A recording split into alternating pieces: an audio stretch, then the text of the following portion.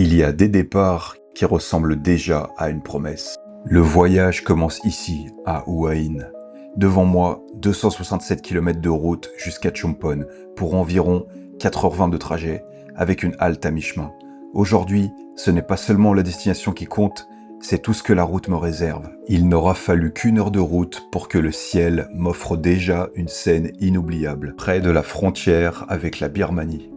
Après bien des déboires pour trouver de l'essence, la nuit m'offrait déjà un autre visage de la Thaïlande, entre route, lumière et fidélité au roi. Et parfois, l'aventure tient dans une assiette. L'alcool est dangereux pour la santé, mais après la route, cette parenthèse était méritée. Après une nuit d'hôtel à mi-chemin, le réveil avait quelque chose de profondément apaisant. Un buffet du matin et déjà, un nouvel ami m'attendait. Tout au long du parcours, la route dévoilait une autre Thaïlande. Monument sacré, figure géante, symbole étonnant, je me suis arrêté pour immortaliser ces visions et comprendre plus tard ce qu'elles racontaient du pays. Le paysage, lui, changeait sans cesse. Enfin à Chumphon, et déjà une conviction.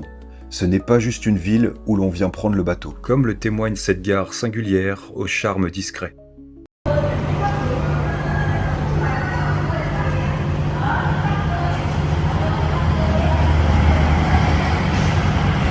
Direction Atungwalen, la plage la plus populaire de Chumphon, située à une vingtaine de kilomètres de la ville. Et ce week-end-là, ce lieu incontournable me réservait une surprise toute particulière.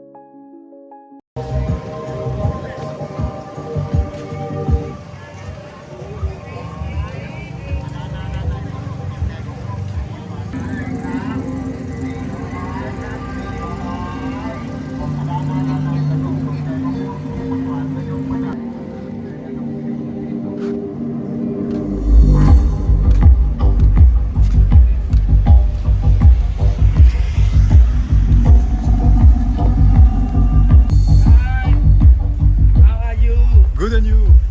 Ça va?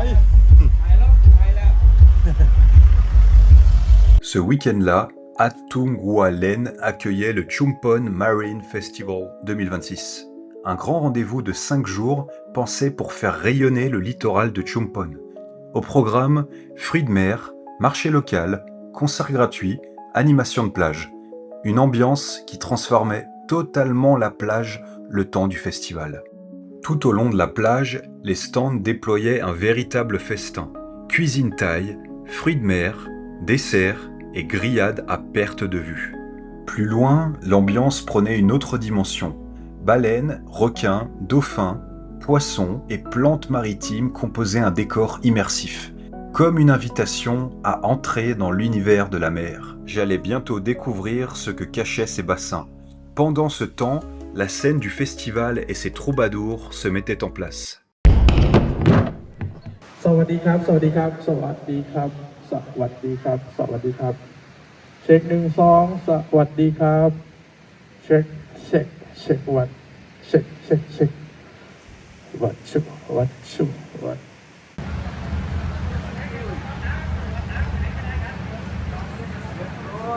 De beaux oriflammes, des raimentas, une plage remarquablement propre et presque personne pour profiter d'un décor pareil. En toute honnêteté, j'ai dû croiser peut-être 2 ou 3 couples. Contexte vraiment idéal pour profiter d'un tel cadre.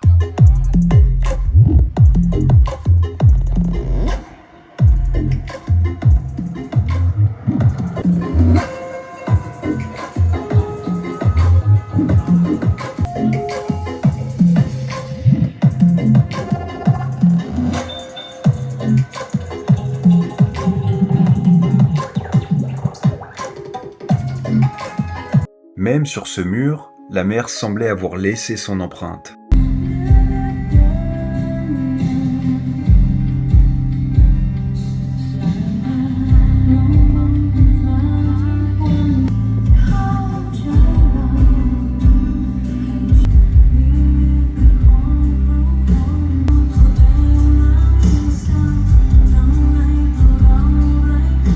La mer avait façonné ici sa propre piscine naturelle, et avec cette eau chaude, le plaisir devenait presque impossible à cacher. Difficile de ne pas retrouver son âme d'enfant.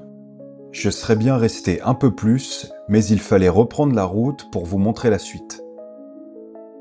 En longeant la côte, je prenais déjà la direction de Sapli Beach, à moins de 4 km de là.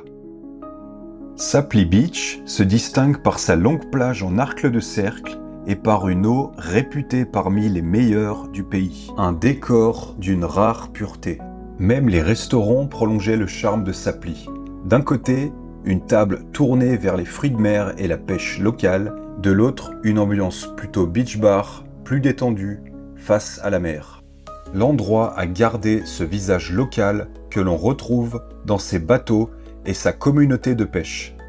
Chumpon reste peu touristique et c'est aussi ce qui fait sa force. Une ville vivante, simple et animée jusque dans ses marchés du soir.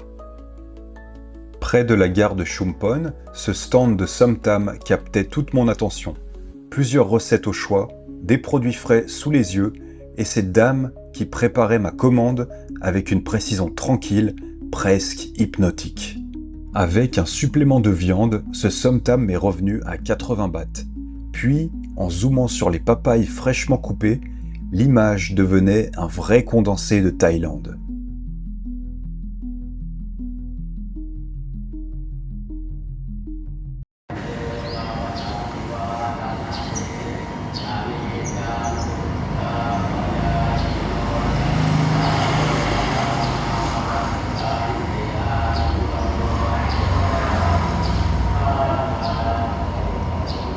Khao Mat Si, l'un des plus beaux belvédères de Chumpon.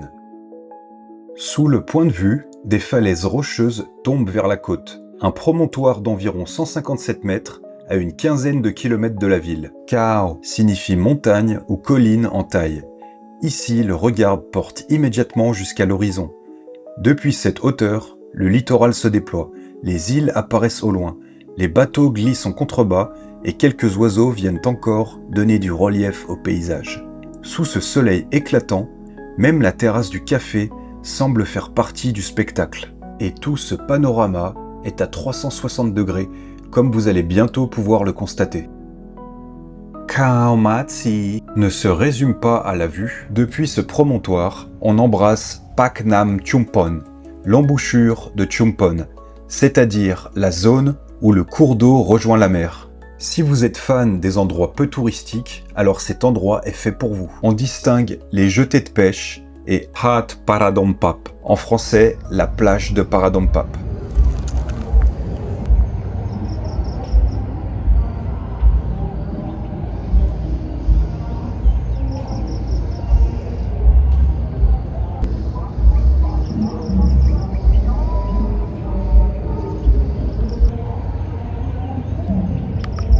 Il y avait dans cette marche quelque chose de très agréable. La végétation autour de moi, les décors du site et au loin, les musiques thaï des villages en contrebas. À ce moment-là, j'ai vraiment le sentiment d'une journée qui commence bien puisque l'accès est gratuit et bien aménagé. En effet, il y a des toilettes prévues, des cafés et un point de restauration pour vraiment rendre le tout pratique. Que demander de plus ? Cette fois, je n'ai pas résisté. J'ai dû impérativement m'arrêter pour apprécier le paysage, discuter avec des locaux, déguster une bonne glace et boire un café.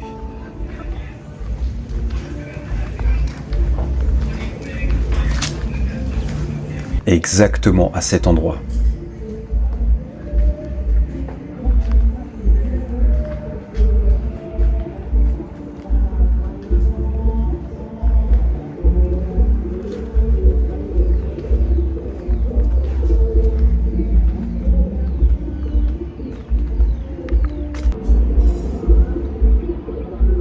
Sans le prévoir à l'instant T, j'allais me rendre à l'endroit situé en dessous.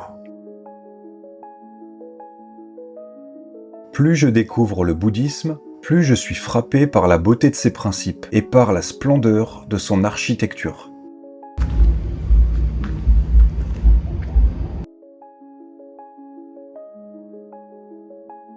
« 8h le matin, et vu comment ça cogne, là j'ai sorti les lunettes aujourd'hui. J'ai pas les mots. Un soleil impeccable, mais comme d'hab, il n'y a personne, c'est gratuit, il Il y a le chant des oiseaux et une petite musique locale là-bas dans un marché, je pense. Je pense que c'est un marché qu'on entend. Je sais pas si ça va s'entendre dans la vidéo parce que j'ai pas branché le micro. C'est volontaire.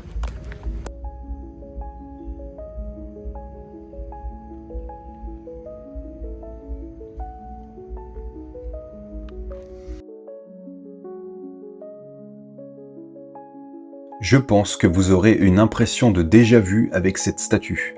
En effet, il s'agit bien de Guan Yin aux nombreux bras que j'avais vu sur la route et qui incarnait une compassion en action, capable d'aider de multiples façons. Celle de Cao Matsi, elle, change complètement d'énergie. Tournée vers la mer, plus épurée, elle prend ici le rôle d'une gardienne silencieuse, associée à la protection des pêcheurs et des voyageurs du large. Deux apparences différentes donc, mais une même idée au cœur des deux, secourir et apaiser. Ici, les Singa ne se boivent pas, ils montent la garde. Ces lions mythiques protègent le lieu sacré, repoussent le mal et symbolisent à la fois la puissance et la noblesse. Pour se rendre ici, la route est extrêmement raide. Je pense en particulier aux personnes qui n'ont encore jamais conduit de deux roues. Au lieu de suivre bêtement mon GPS, je me suis aventuré dans une petite rue. Comme souvent en Thaïlande, on trouve des choses intéressantes. Je regrette pas parce que j'ai trouvé un bon petit spot tranquille avec une sorte de presqu'île qui a l'air d'être atteignable à pied. Si ma vision me joue pas des défauts, eh ben non, raté. Il faudrait prendre un bateau pour aller sur le petit bout d'îlot. Préférez rester sur l'itinéraire actuel. Appuyez sur non, merci. De rien. Comme je vous le disais, je me sentais comme attiré. Du coup, je n'ai pas pu résister à l'envie de découvrir cet endroit. Ka signifie île en thaï. Je pense que vous pouvez vous rendre dans celle-ci très facilement en demandant à quelqu'un sur le port ou même en demandant aux bateaux de pêcheurs qui, je pense, se rendront disponibles pour vous transporter. À Paknam Chumpon, le paysage se lit autant qu'il se contemple. Une carte pour situer ces sites, puis 10 lieux pour rappeler qu'ici, l'histoire remonte déjà au Xe siècle.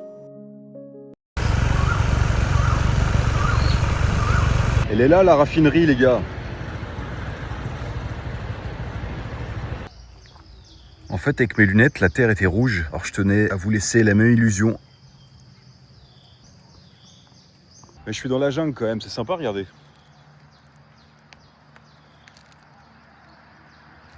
À cet endroit repose le HTMS Chumpon, un ancien torpilleur de 68 mètres retiré du service en 1975. Installé ici depuis 1979, il ne sert plus à combattre, mais à transmettre la mémoire navale du pays. Plus qu'un simple navire exposé, c'est un hommage direct au père de la marine royale thaïlandaise. Derrière le navire, on entre dans un véritable lieu de recueillement. Ce pavillon rend hommage au prince de Chumpon, très vénéré par les Thaïlandais, en particulier par les gens de la mer.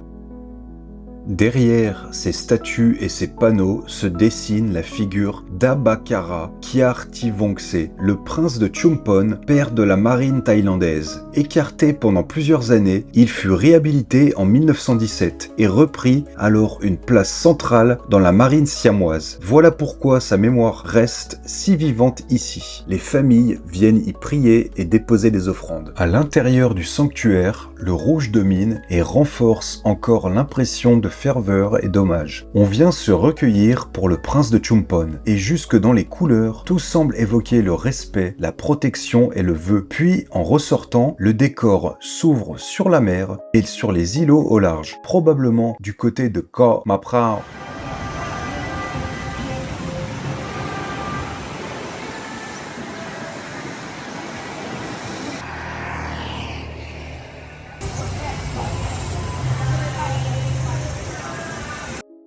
Ce drapeau de la marine thaïlandaise porte l'éléphant blanc, grand symbole royal du pays.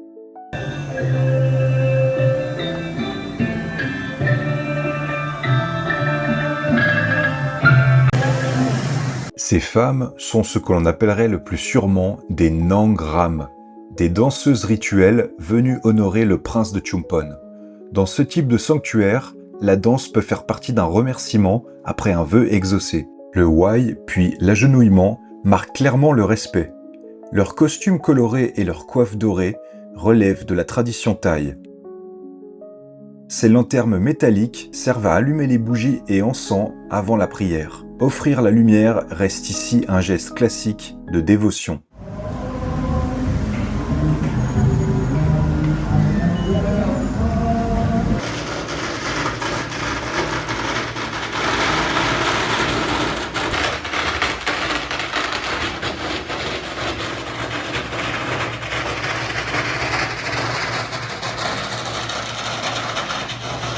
Le bruit des détonations peut surprendre, mais il a une vraie fonction rituelle.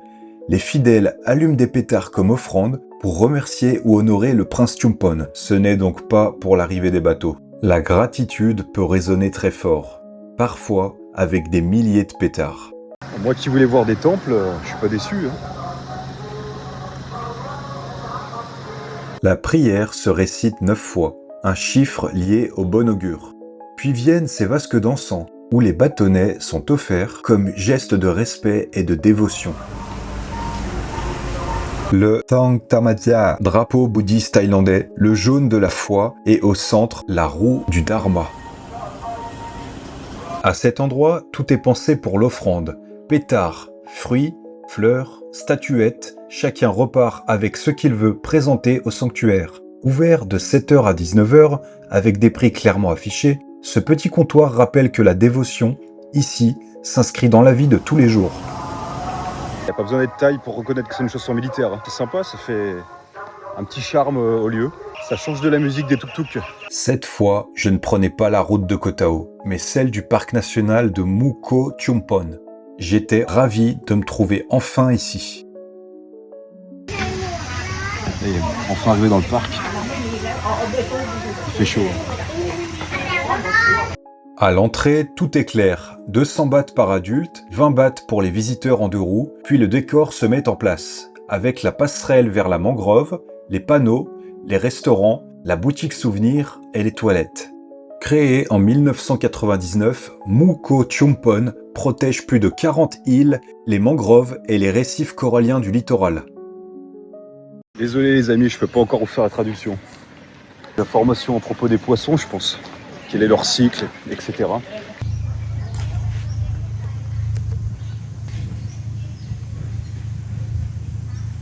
Je trouvais utile de vous montrer qu'il y a des douches dans le parc. C'est assez pratique quand tu arrives et que tu es un peu dégueulasse ou que tu veux repartir propre à la suite du parc. Allez, c'est parti. On attaque la visite ensemble. Encore un élément que j'adore, c'est qu'il n'y a personne. Le gardien du temple. Oh, il est un peu boiteux. Des haricots thaï. Non, c'est pas vrai, je vous laisserai chercher. Rhizophoracea.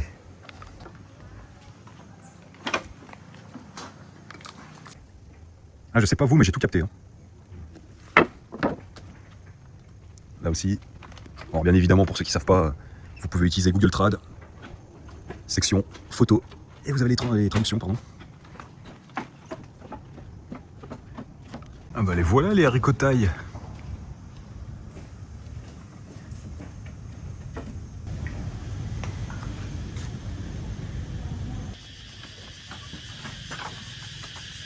Commencez à connaître un petit peu, même principe que l'autre fois. Attention aux singes et on ne les nourrit pas. C'est bien, ça y est, ils commencent un peu à penser à nous.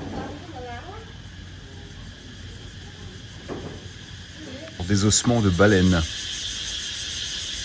Mukho Chumpon est aussi un archipel de plongée, avec des récifs et même du corail noir. En vitrine, on découvre surtout des coquillages et des coraux. Là, une scène rappelle l'ancienne récolte des nids d'hirondelles.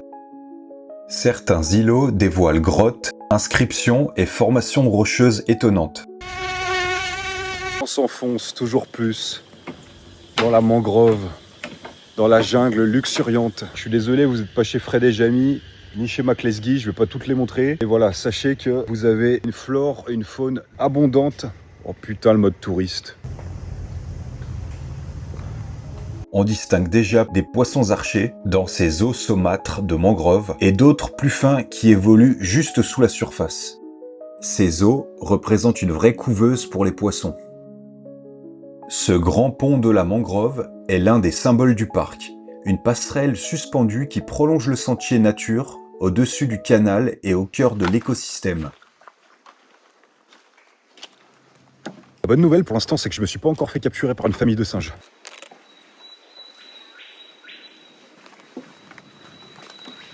On peut entendre pas mal de craquements, je sais pas si vous allez les entendre dans les vidéos. Je sais pas à quoi c'est dû, hein. Est-ce que c'est des insectes? Est-ce que c'est des amphibiens? Est-ce que c'est les arbres? Franchement, je vous dirai ça plus tard. Ah. Santé. C'est pas drôle, à quel moment il faut rentrer les crocos là? Ah, j'entends crier là-bas, il doit y avoir de l'action. Celui-là, il sort tout droit de Tchernobyl.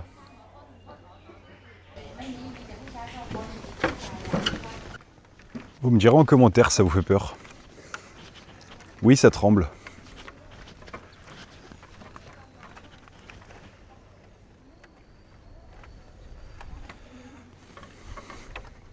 Je reprenais mon chemin en espérant réellement voir des singes ou des oiseaux typiques de la mangrove. Et truc tout bête mais très appréciable, l'air de rien, c'est que quand tu fais le parcours ici, t'es à l'ombre. Ça te donne vraiment une bonne pause parce que les endroits où j'étais avant, notamment en bécane, j'étais en plein cagnard en permanence. Alors c'est sympa mais pour l'instant j'en ai pas vu, donc je vais aller demander un remboursement.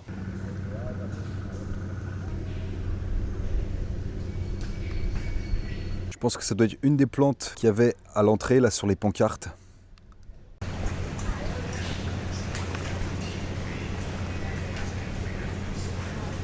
J'étais en train de me dire que ces petits trous, c'était comme sur la plage. Ça devait être des crabes qui les faisaient. Et bah justement. Ils creusent pour s'abriter des marées, des prédateurs et de la chaleur. Mais cela permet aussi d'oxygéner le sol de la mangrove.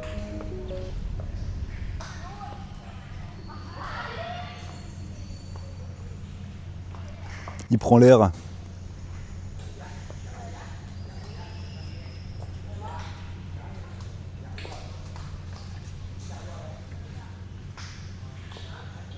Ce panneau présente le crabe de Meder, un petit recycleur essentiel qui se nourrit surtout des feuilles mortes et qui fait vivre tout l'écosystème. C'est ce crabe précis qui est traditionnellement utilisé dans la célèbre salade de papaye thaï, le som tam. Celui-ci est souvent fermenté au sel. Il reste davantage lié aux racines, aux feuilles mortes et au couvert végétal. Les plus visibles sur la vase nue sont les crabes violonistes, typiques des zones ouvertes. Leur énorme pince ne sert pas seulement à impressionner, c'est aussi un signal territorial, et elle peut même repousser après une perte. Certains crabes de mangrove sont d'ailleurs utilisés comme bio-indicateurs tant ils reflètent l'état du milieu urbain. J'ai également pu apercevoir un iguane. Il était très coloré et assez grand, mais je n'ai pas été assez rapide pour vous le filmer. Moi aussi je peux le faire, hein. Je me dirige maintenant à un autre endroit du parc qui est une tour d'observation.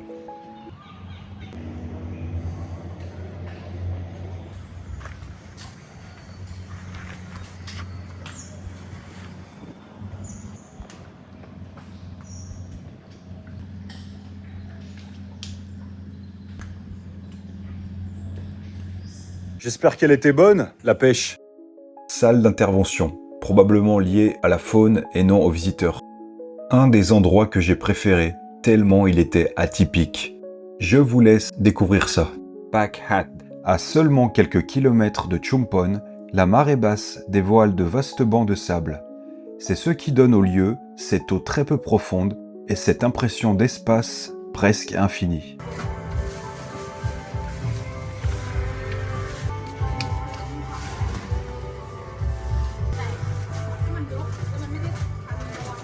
Je sais que cette vidéo a mis du temps à arriver, j'ai clairement sous-estimé le travail qu'elle demandait et je ne voulais surtout pas la bâcler. En parallèle, avec le Muay Thai intensif, mes semaines sont très chargées. J'ai vraiment été ravi de découvrir Chumpon et ce n'est pas fini. Dites-moi en commentaire si ça vous a donné envie d'y aller et posez-moi toutes vos questions qu'il y ait un rapport avec cette vidéo ou avec la Thaïlande en général? Et dernière chose, est-ce que vous aimez quand je mets une petite musique de fond ou vous pensez que ça serait mieux sans? Merci les amis et à très bientôt.